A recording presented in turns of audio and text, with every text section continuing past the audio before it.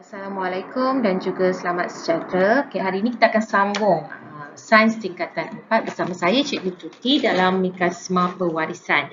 Kita akan gunakan raja skema kacukan monohybrid bagi ciri ketinggian. Jadi ciri ketinggian ni merupakan fenotip induk kita lah. Okay, fenotip induk ni first kena tulis fenotip induk. Fenotip maksudnya apa? Maksudnya adalah ciri-ciri fizikal yang dipamerkan pada suatu organisma. Ciri-ciri yang boleh dilihat lah. Okey, ciri-ciri fizikal. Okey. Yang kita nak kaji adalah ciri ketinggian. Okey. Pokok kacang pi tinggi berbaka tuling. Kita kacukkan, X ni maksudnya kacuk. Kita kacukkan dengan pokok kacang pi yang rendah ataupun kerdil tetapi berbaka tuling. Jadi tinggi ni adalah genetik induk ni adalah maklumat genetik yang di dalam sesuatu organisma lah. Okey, ini adalah alel dominan yang ditulis dengan huruf T. Okey, T. Okey, manakala bagi kerdil pula adalah alel resesif. Ini adalah alel dominan. Okey, manakala ini adalah alel resesif. Okey. So dia akan mengalami proses meiosis. So dia akan tinggalkan bahagian kromatidnya separuh. Okey, gamet di antaranya adalah T. Okey, berpisah menjadi T. Okey, meiosis yang pertamanya. Okey, ini kemudian T dan juga T. Dan kemudian dia akan mengalami persenyawaan. Okey, T ni akan bergabung dengan T di sini. Jadi kita akan tengok anak panah dia. T akan bergabung dengan T di sini yang mendapat T besar, T kecil. T sini akan bergabung dengan gamet yang di sini. Okey, so dapat T besar dan T kecil. Begitu juga T sini akan bergabung dengan gamet di sini, T di sini. Jadi TT. Dan seterusnya T di sini akan bergabung dengan yang keempat, dapat TT. Dan kita tengok ciri maklumat genetik pada generasi yang pertama F1. Pada generasi yang pertama ini, generasi pertama ni lah. Okey, kita akan nampak ada alel yang dominan T besar. Jadi ciri fenotip ni adalah ciri yang dihasilkan adalah tinggi. Okey, T besar adalah dominan, jadi ciri yang dihasilkan adalah dominan tinggi. T besar adalah huruf yang besar dan ciri yang dihasilkan adalah tinggi. Okey, fenotipnya, ciri dia adalah tinggi kerana ada alel dominan di sini. Okey, jadi itu saja untuk raja skema kacukan monohybrid bagi ciri ketinggian. Okey, untuk muka surat 87 dalam buku teks, okey, pewarisan Mendel ni, kita akan terangkan melalui raja skema kacukan monohybrid generasi yang kedua, okey, filial kedua bagi ciri ketinggian. Okey, jadi fenotip induk ni adalah ciri yang diwariskan pokok kacang pi yang tinggi. Okey, kawinkan atau kacukkan dengan pokok kacang pi yang tinggi. Okey, genetik induk bagi generasi yang ini adalah T besar, T kecil, dikacukkan dengan T besar dan T kecil. Okey, kemudian akan mengalami proses meiosis. Okey, so T akan dapat T kecil di sini. Okey, so kita akan tulis T kecil. Kemudian akan berlakunya, gamet ni akan melakukan persenyawaan di antara T besar dengan T besar. So, dia akan dapat T besar. Okey, kemudian T besar di sini akan dikacukkan dengan T kecil di sini. So, akan dapat T besar dan T kecil. Okey, untuk gamet yang kedua. Okey, gamet yang ketiga pula, T kecil akan dikacukkan dengan T besar. So, akan dapat T.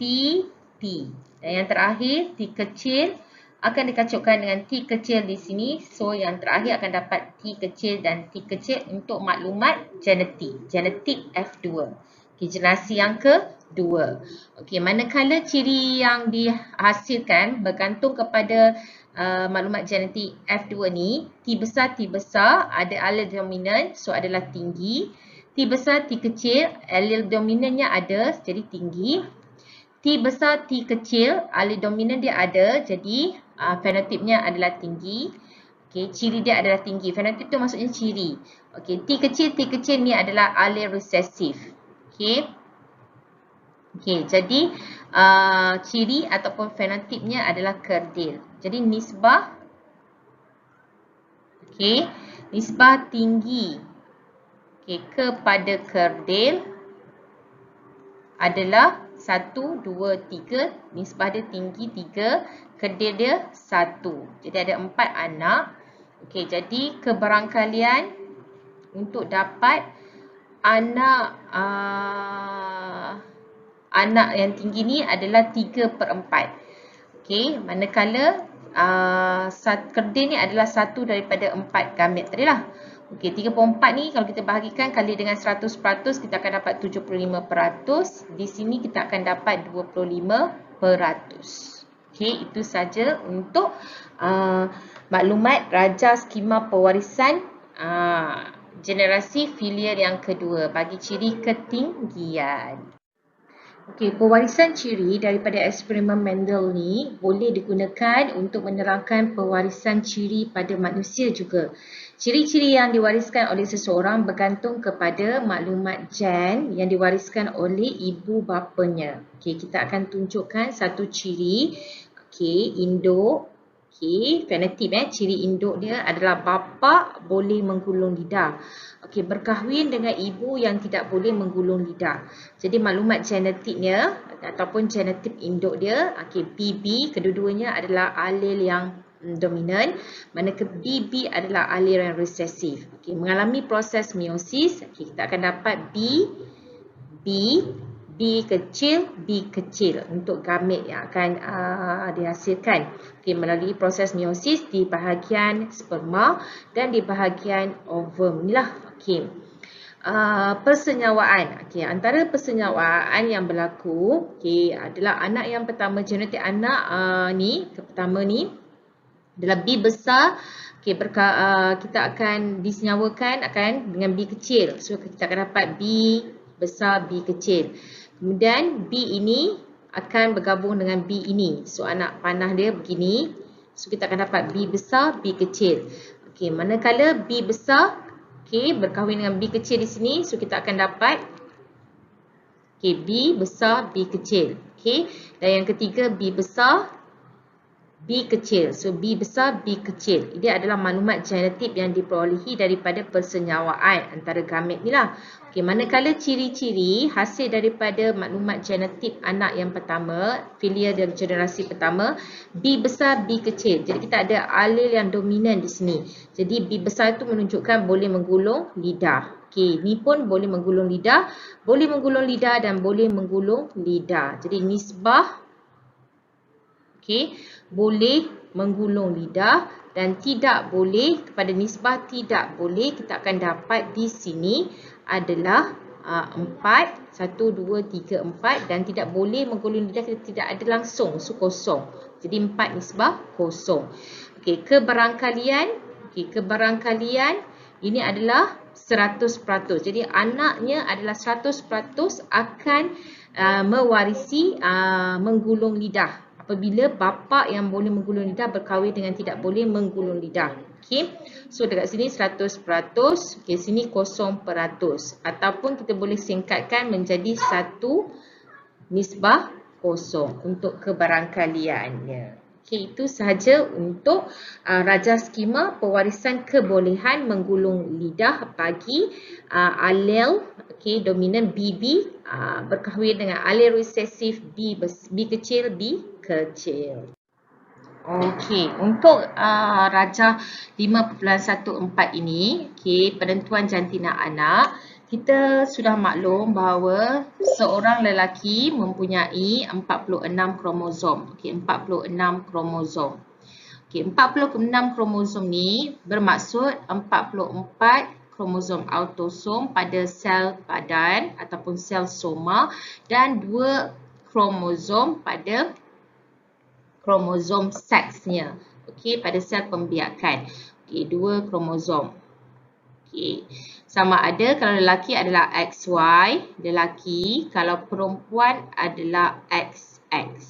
So, untuk lelaki kita ada 44, okay, tambah XY. Untuk perempuan kita akan dapat 44 tambah XX. Okay, maksudnya 44 XY dan 44 XX untuk ibu. Okay. Selepas mengalami meiosis, okay, pada sel pembiakan itu, kita akan dapat bilangan tu separuh. Separuh bermaksud 44 menjadi 22. Okay. Di sini 44 menjadi 22. Okay. X akan di sini, Y akan di sini. Okay. Manakala untuk yang perempuan juga, okay, bilangan ovum, okay, bilangan ovum juga akan mempunyai separuh bilangan daripada kromosom induk. Separuh kromosom induknya jadi dapatlah 22. Okay, X sama ada XX ni akan jadi X dengan X. So separuh 44 tambah XY, so kita akan dapat separuh 22 tambah X, okay, satu lagi 22 tambah Y. Okay, kalau 44 tambah XX, so kita akan dapat ovum ni akan dapat separuh 22 tambah X, satu lagi kita akan dapat 22 tambah X. Ini yang ditunjukkan pada gamet ni. Okay. Selepas persenyawaan, genetik anak 22 tambah X disenyawakan bersama dengan 22 tambah X. So kita akan dapat 22, 44. X dengan X dapat XX. Okay, begitu juga di sini 22 tambah X disenyawakan dengan 22 tambah X. So kita akan dapat 22, 44, X dengan X dapat XX. Okay, manakala di sini pula 22 tambah Y disenyawakan dengan 22 tambah X. So 22 tambah 22 jadi 44, Y tambah X jadi XY. Okay, 22 tambah Y di sini akan disenyawakan dengan 22 tambah X di sini. Dapatlah 44 tambah XY pada maklumat genetik anak. Okay, untuk jantina anak kita akan tengok kromosom seks yang terhasil. Okay, untuk XX ni adalah perempuan. Okay, manakala perempuan di sini adalah XX. Okay. XY adalah lelaki, XY adalah lelaki. Jadi 44 tambah X kita akan dapat semua sekali adalah 46 kromosom balik. Okey, berdasarkan raca di atas, keberangkalian untuk mendapat jantina anak lelaki. Okey, anak lelaki nisbah kepada perempuan kita akan dapat dua perempuan, 2 lelaki. Okey, jadi dekat sini 50%. Di sini 50%. Okay, itu saja penerangan untuk Raja 5.14 dalam buku teks.